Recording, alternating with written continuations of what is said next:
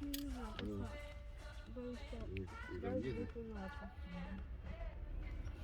Католический заповедник описан. Мы что делали, переночевать возле моря.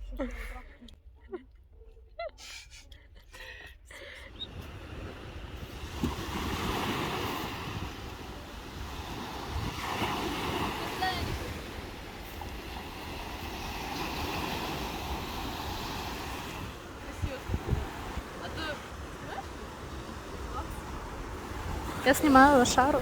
Она думает, что она красивая. Она вообще не красивая. Что говоришь?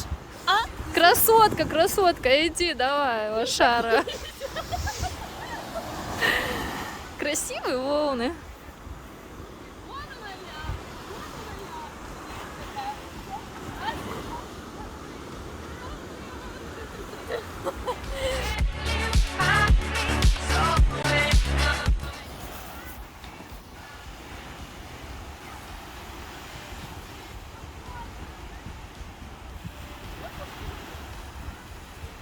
Пожалуйста, подарите мне собаку. Это же лабрадор? Ладно. Малыш.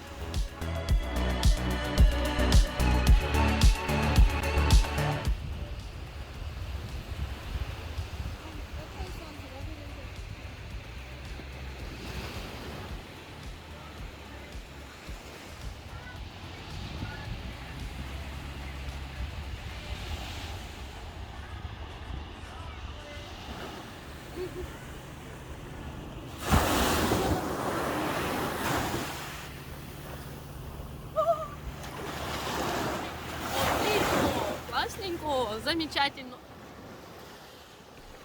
Да, да. А мы тут на бревне. Смотри, она прям клевая. Да, клевая. Сейчас пойдем купаться.